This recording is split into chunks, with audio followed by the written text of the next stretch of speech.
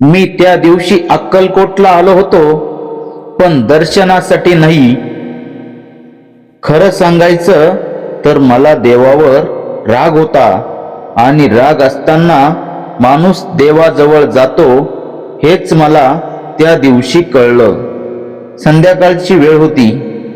मंदिरात गर्दी हळूहळू कमी होत होती. लोक परतत होते. मी मात्र मंदिराच्या बाहेरच्या पायऱ्यांवर नुसताच बसून होतो. मनात विचारांचा गोंधळ होता. आयुष्य सरळ चालत नव्हतं. प्रामाणिकपणा असूनही प्रत्येक वेळी नुकसानच होत होतं. मनात एकच प्रश्न फिरत होता, चांगलं माणूस असणं चूक आहे का? रात्र वाढत गेली. मंदिर जवळ जवळ रिकामं झालं. फक्त काही साधू आणि 2-4 भिकारी आत बाहेर फिरत होते. तेवढ्यात मंदिराचा एक स्वयंसेवक माझ्याजवळ आला. मंदिर बंद होईल, इथे बसू नका, तो थोडा कडक आवाजात म्हणाला. मी काही बोललो नाही. उठून बाजूला गेलो. मंदिराच्या मागच्या बाजूला एक जुनी ओसरी होती. तिथे अंधार होता, शांतता होती. मी तिथे बसलो. तेवढ्यात कोपऱ्यातून आवाज आला, बसलायस तर काम पण कर. मी वळून पाहिलं. एक मध्यमवयीन माणूस हातात झाडू घेऊन उभा होता. अंगावर साधे कपडे, चेहऱ्यावर थकवा. काय काम? मी विचारलं. तो झाडू पुढे करत म्हणाला, स्वच्छता. माझ्या मनात चिडचिड झाली.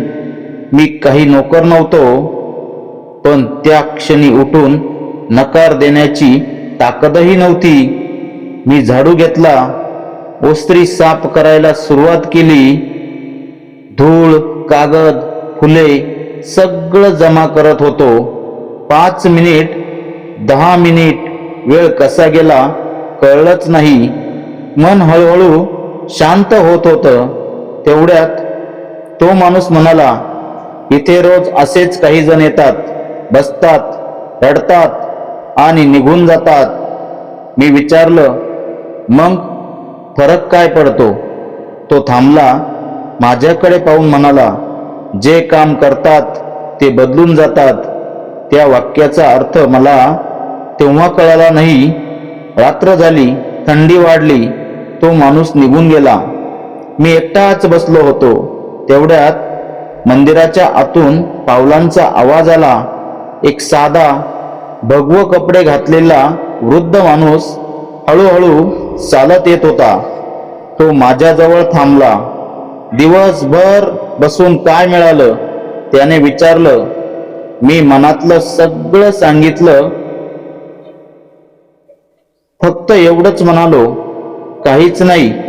तो हलकं हसला. मग योग्य ठिकाणी आलायस. मी त्याच्याकडे पाहिलं. डोळ्यात कुठलाही उपदेश नव्हता, फक्त समज होती. तो पुढे म्हणाला, तुला देवाकडून उत्तर हवंय, पण प्रश्न स्वतःला विचारत नाहीयेस. कसला प्रश्न? मी विचारलं. तो म्हणाला, तू आयुष्य जगतोयस.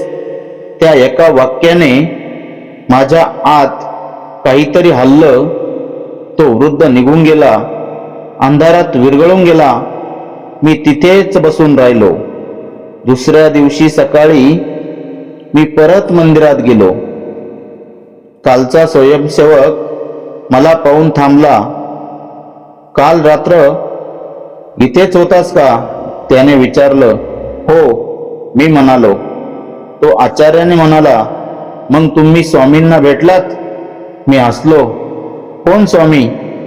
तो मंदिरातल्या एका जुन्या फोटो समोर मला घेऊन गेला. तोच चेहरा, तीच नजर, तोच शांतपणा.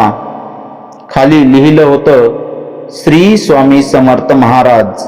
त्या क्षणी माझ्या अंगावर काटा आला.